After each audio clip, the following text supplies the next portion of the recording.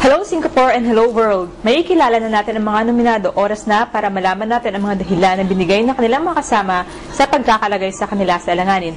Eto't panoorin yung lahat. First point po kay Alex. Kasi po may ka-life-changing na siya. Dapat makasama niya na yun sa labas ng bahay. Si Ives po. 2 points po kay Ives. Kasi po sinabdan niya akong clumsy. Saka masyado siyang matalino for me. Pag nakalabas po siya ng bahay, sana makahanap din siya ng ka-life-changing niya. Binibigyan ko ng 1 point si Chase kasi hindi siya tumataba. Kahit anong kain niya, hindi siya tumataba. Tapos, 2 points kay Ives kasi parang masyado siyang thoughtful for me. Parang threat siya kasi ang dami niyang alliance dahil sa pagiging thoughtful niya. Tapos, kung sakaling may evict si Ives, wish ko lang sana maging successful siya doon sa chosen path niya. Tsaka, sana hindi na siya mapagkamalang Surge. 1 point para kay Surge. Kasi si Surge gullible. Wala lang.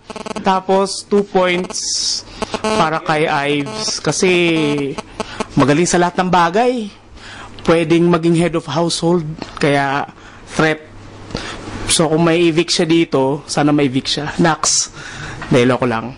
Kung may evict siya, siguro wish ko na lang na maging successful siya doon kaysa doon sa natanggap niyang success dito sa bahay. Tapos, pagkatapos ng PBB, magkita-kita kami sa labas. Yun lang po. Ipovote po 1 point para kay Cathy kasi parang pabalik na siya kay Dimple at saka kay Daniel. Kasi po parang gano'n na lang. Tapos 2 points po para kay Ives kasi basa siya ng basa ng packet po. Hindi naman ako pinapahiram. Kung ma-evict po siya, si Ives, sana po more success. At saka sana matapos na yung pinaplano niya na higher learning. And eventually, makikita naman kami uli sa labas. So, gano'n na lang po. Mga friends, alam niyo na ba ang latest kay Ives? Oo naman! Sa January 29, uuwi na siya sa Pinas for good. Sa pag-uwi niya, marami ang malulungkot, mananahimik, at maninikip ang dibdib. Mapapamura ka na, malulungkot ka pa sa pag-uwi ni Ives Kang Leon.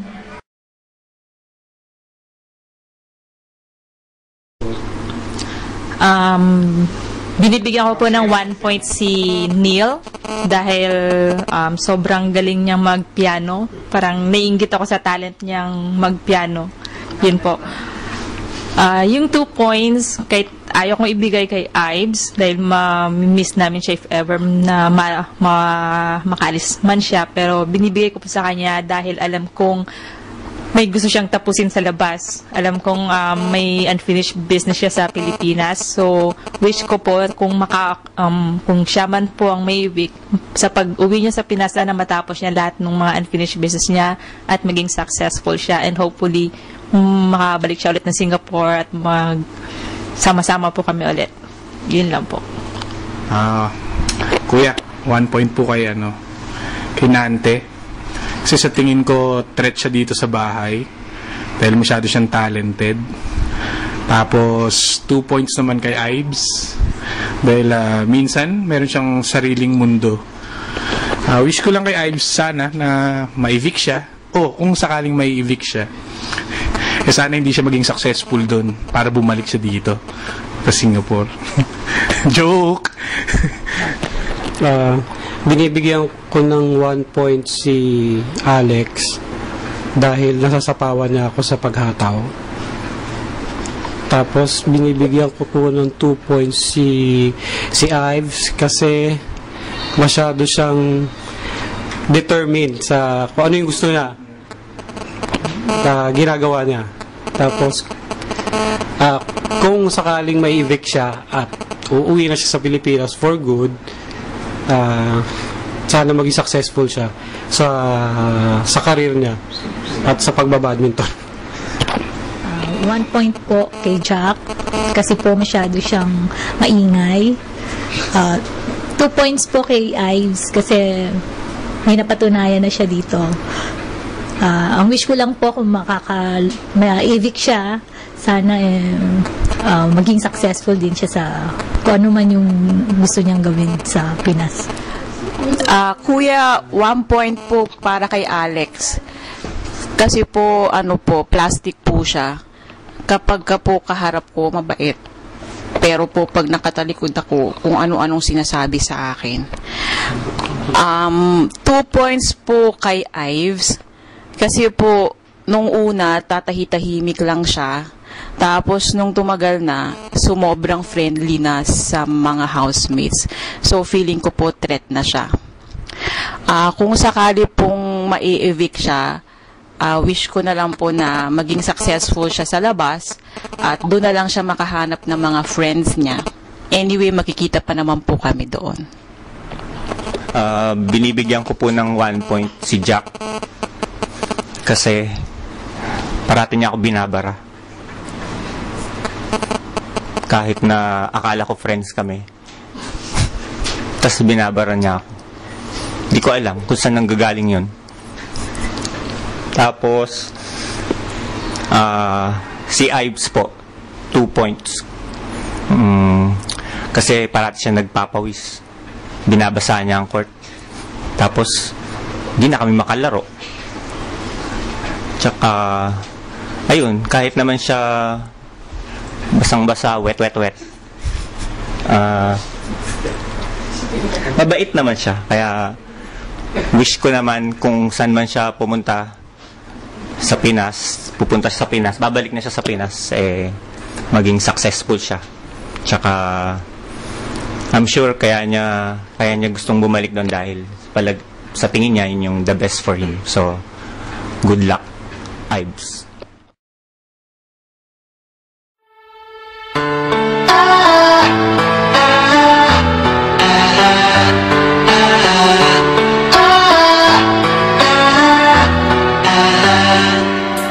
Life comes in many shapes.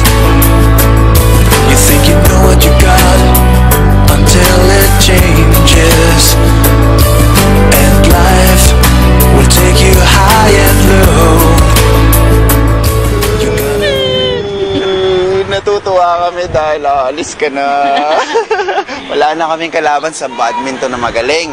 Kami na ang mag-ahari ngayon sa badminton.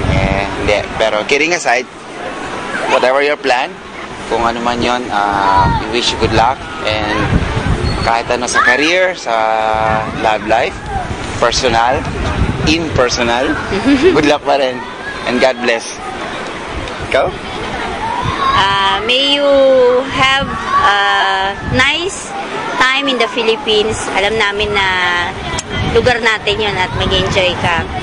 We just pray na God will bless you more and continue to guide you sa lahat ng plans mo. Good luck and God bless. God bless. Bye-bye. Ives, wish ko sa pag-uwi mo, sana ay maging ka pa. Success sa bagong career mo, sa new environment ng work mo.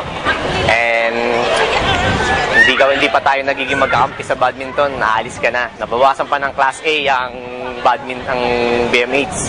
And hope to see you again next time after nung pag-exam. Good luck sa bagong career mo.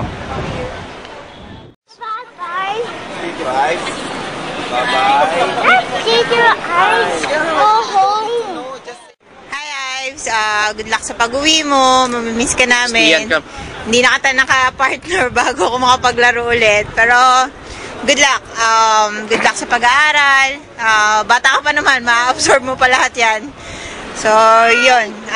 Sana makabalik ka para makapaglaro pa ulit tayo ng badminton. Oh. Tsaka, dalawa na magiging kalaro mo by that time. Sige, bye-bye! Yan. Okay, hi Ives. Good luck sa pag-uwi mo sa Pinas at sa pag-aaral mo. Sana kahit nandoon ka na, maalala mo pa rin kami. Sana bumalik ka dito pagkatapos ng pag-aaral mo. Good luck sa'yo again at saka God bless. Bye!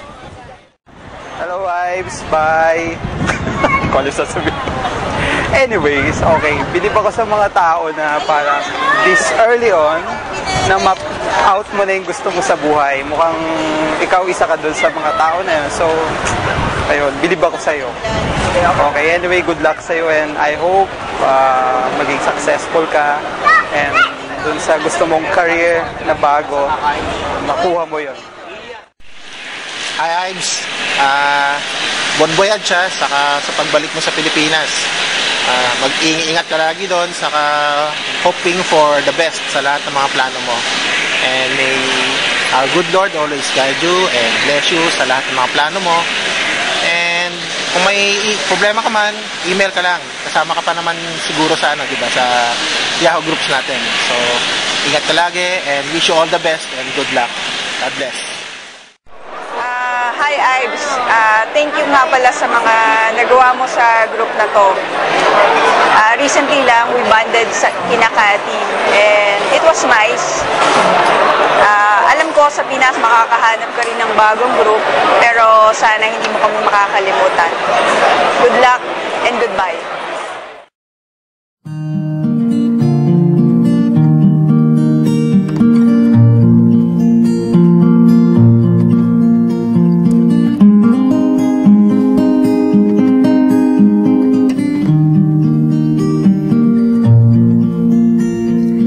Something in your eyes makes me wanna lose myself.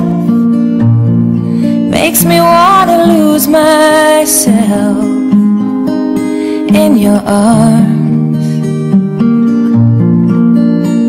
There's something in your voice makes my heart beat fast. Hope this feeling lasts rest of my life. If you knew how lonely my life has been and how long I've been so alone, and if you knew how I wanted someone to come along and change my life the way you've done. It feels like home to me. Feels like home to me. Feels like I'm all the way back where I come from. It feels like home to me. Feels like home to me.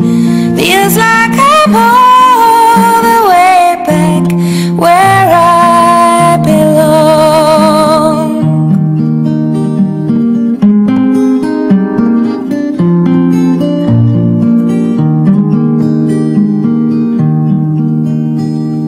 A window breaks down a long dark street and a siren wails in the night, but I'm alright 'cause I have you here with me, and I can almost see through the dark there is light. And if you knew how much this moment means to me, and how long I've waited for your touch, and if you knew how happy you are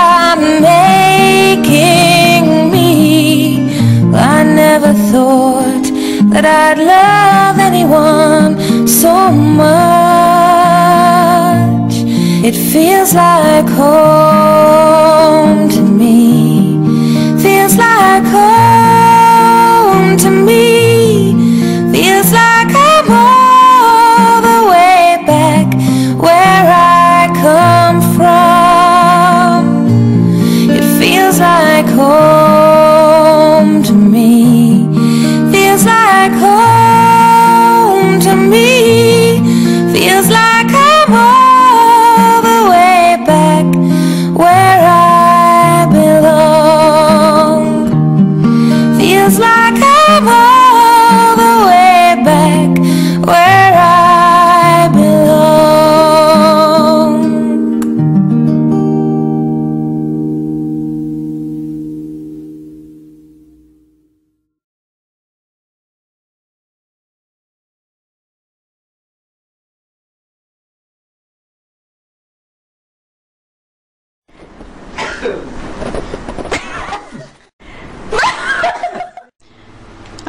Kuya, 1 point.